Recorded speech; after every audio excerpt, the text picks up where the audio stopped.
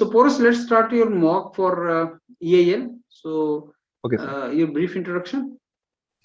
So my name is Porus Modwani. I'm from Bilaspur, one of the 12 districts of Himachal Pradesh. I've done my schooling from DA Public School, Bilaspur, Himachal Pradesh, which includes intermediate and high school. I have done my graduation from Shri Ram Sarup Memorial University from Lucknow. Currently, I am pursuing masters in material engineering from VNIT Nagpur. In free time, I love playing basketball. Sometimes I sit at bakery counter, and sometimes I also visit my father's work site. After third year during BTech, I have done internship in RDSO Lucknow in the topic named Turbocharger, its type, principle, and working. Thank you, sir. Turbocharger कहाँ पे किया आपने? Sir RDSO कहाँ पे? Sir Lucknow में. वहाँ training की आपने? यस सर, 1 महीने की सर, थर्ड ईयर के बाद. तो पोरस, ये टर्बोचार्जर और सुपरचार्जर में क्या डिफरेंस है?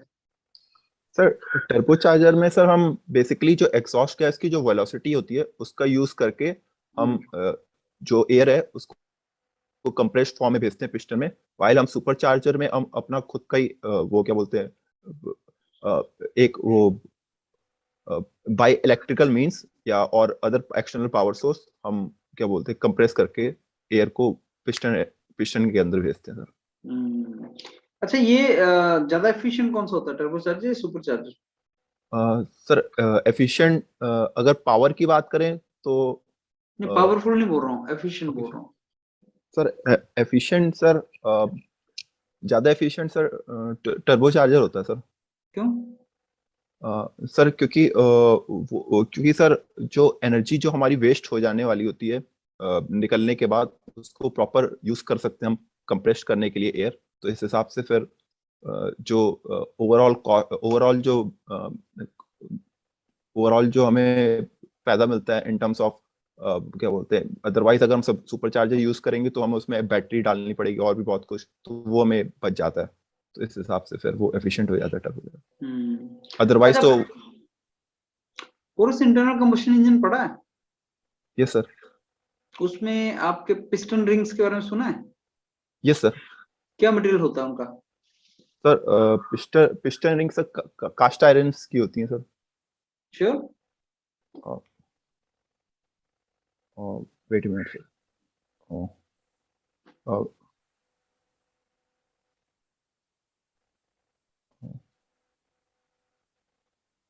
पिस्टन किसका बना होता है?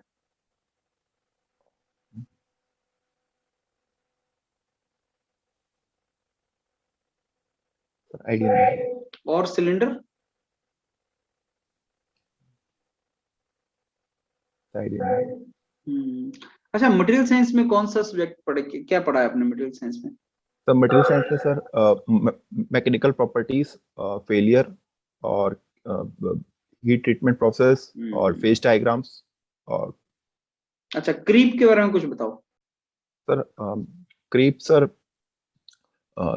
creep is the creep sir, it is a permanent deformation due to constant load applied during elastic limit during elastic region for a long passage of time. It depends on the temperature, time, and intensity of load.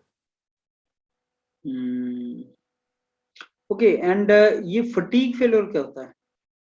तो fatigue failure sir fluctuating load की वजह से sir जो failure होता है sir उसे fatigue failure कहते हैं सर. कितने तरह की स्ट्रेंथ होती है मटेरियल की?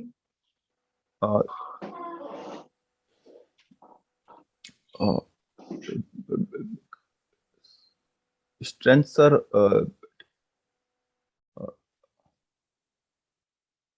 टेंसाइल स्ट्रेंथ और एक yield strength sir. Yield strength tensile strength ऐसी तो होती है. Yes sir. अच्छा, कंप्रेसिव स्ट्रेंथ ज्यादा होती है, टेंसाइल स्ट्रेंथ ज्यादा होती है?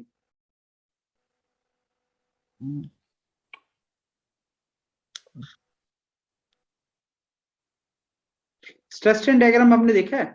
Yes sir. वो कौन से मटेरियल का बनाया जाता है normally? Sir normally sir mild steel का ही. क्यों? हाँ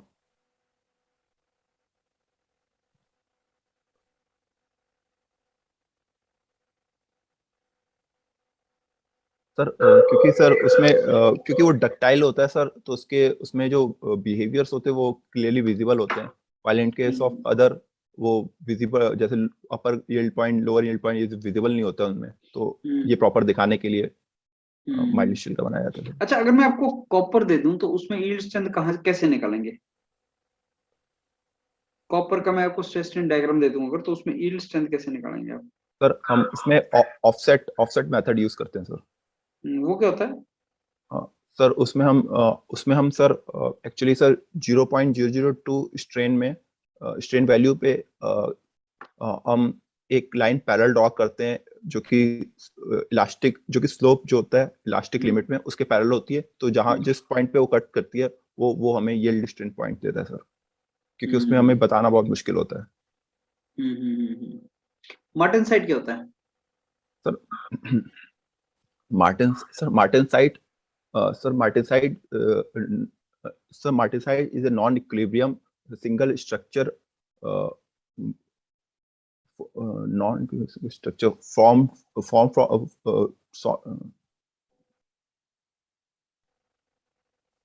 सर ऑस्टेनाइट को जब हम ठंडा करते हैं काफी तेज, काफी जल्दी से, ताकि ताकि वो क्या कहते हैं, सीमेंटाइट और अदर फेस को अवॉइड कर सके फॉर्म करने के लिए, काफी रैपिड ठंडा करते हैं, तो जो स्ट्रक्चर बनता है वो मार्टेनसाइट होता है। जो मेटास्टेबल स्ट्रक्चर बनता है उसे हम मार्टेनसाइट कहते हैं सर। तो इस प्रोसेस को बोलते क्या है, जो फास्ट कूलिंग रेट वाली प्रोसेस है?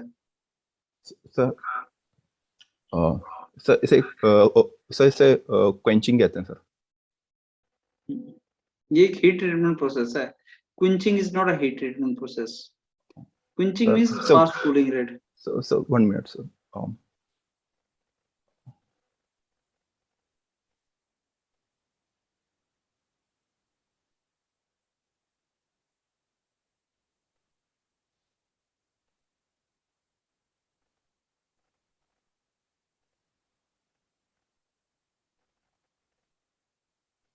Sir annealing sir.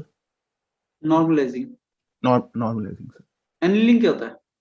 Sir annealing होता है सर जिसमें हम जिसमें हम क्या बोलते हैं, स्टील को, अगर हाइपो यूटेक्टाइल स्टील है तो उसको हम अपर क्रिटिकल टेम्परेचर से 50 डिग्री सेल्सियस ऊपर ले जाके हीट करते हैं, और अगर नहीं होता क्या, एनीलिंग करते क्यों है?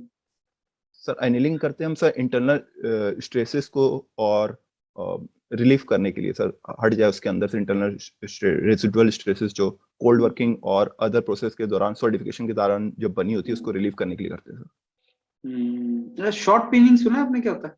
Yes sir. किस लिए करते हैं? सर ये एक तरह का सरफेस हार्डनिंग प्रोसेस है। इसमें हम कंप्रेसिव स्ट्रेसेस जनरेट करते हैं आउटर सरफेस में, ताकि जब उसमें टेंसाइल स्ट्रेस पड़े तो वो उसको, उसका इफेक्ट जो है नलिफाई कर सके, क्योंकि जो मैक्सिमम स्ट्रेस होता है वो सरफेस में ही होता है, तो अगर हम उसको, उसके जो इफेक्ट जो होता है उसको अगर हम नलिफाई कर सकें तो उससे हम क्रैक्स फॉर्मेशन और सबसे कोलैप्स होने से बचा सकते हैं सर। सरफेस हार्डनिंग प्रोसेस है। What is ceramic material?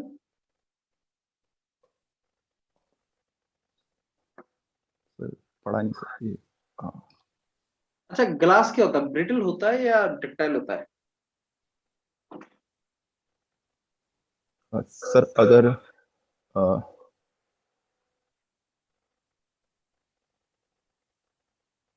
Sir अगर टेम्परेचर पे डिपेंड करता है सर, अगर टेम्परेचर पे डिपेंड करता है सर। अगर रूम नॉर्मल टेम्परेचर पे तो ब्रिटल होता है, पर अगर हम टेम्परेचर इंक्रीज करें तो फिर वो डक्टाइल रीजन पहुंच जाएगा। नहीं, डक्टाइल तो ग्लास कभी भी नहीं बनेगा। आई मीन लाइक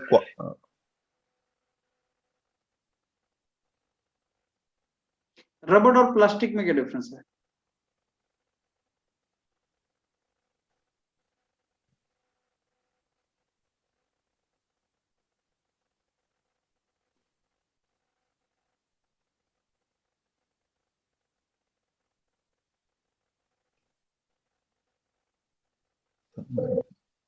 अच्छा, आप मेरे को कुछ डिफेक्ट्स के बारे में बता सकते हैं, ये जो क्रिस्टल डिफेक्ट्स होते हैं?